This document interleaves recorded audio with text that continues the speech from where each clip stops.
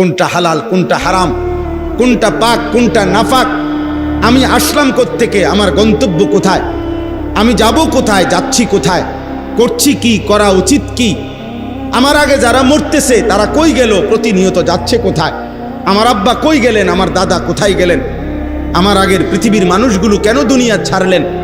কেউ মরতে চায় না, কেউ থাকতে কেন পারে না, কেন পারে না, এরা যাচ্ছে কোথায়, এরা হারাচ্ছে কোথায়।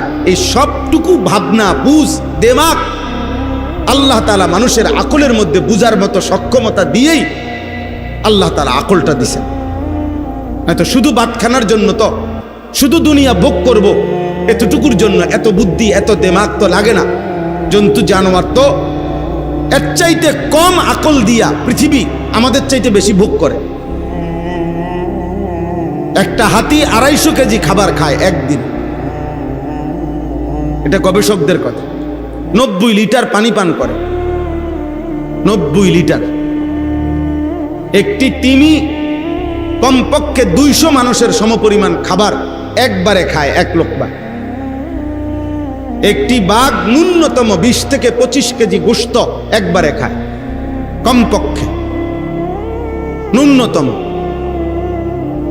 তাইলে তার দুনিয়া যে ভোগ করতেছে এই পরিমাণ খাদ্য খাবার, কই তার আকল তো লাগে নাই।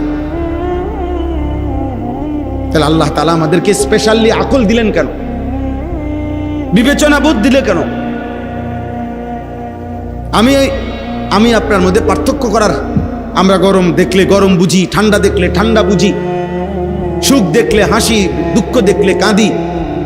আমরা এই যে পার্থক্য করলাম, এটা আনন্দ, এটা বেদনা, এটা হাসি, এটা কান্না, এটা সুগন্ধ, এটা দুর্গন্ধ, এটা আলো, এটা অন্ধকার, এটা রাত, এটা দিন, এটা আকাশ, এটা জমিন। এই যে পার্থক্য আমাদের মধ্যে, বলো ভাই, বলেন বাবা, এটা কেন দিলেন আল্লাহ? শুধু ভাত দুগা খাওয়ার জন্য? শুধু পেশাব পায়খানার জন্য? শুধু অল্প কয়েকদিনের রোজগার করে মরে যাওয়ার জন্য?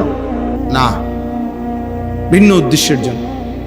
হযরত আলী রাদিয়াল্লাহু তাআলা আনহু বলছেন, একদিন তিনি দেখছেন, কিতাবের মধ্যে আছে, একজন হযরত আলী দেখছেন কয়েকজন মুসলিম ছেলে, তারা একত্রে বসে, কিশোর ছেলে দাবার গুটির মতো 6 গুটি 12 গুটি, আগের দিনে খেলতো 16 গুটি, মাটির মধ্যে দাগ দিয়া দিয়া এরকম কোন গুটি খেলতেছে, দানা দিয়ে আর কি কিছু খেলতেছিল, গোল হইয়া বসে।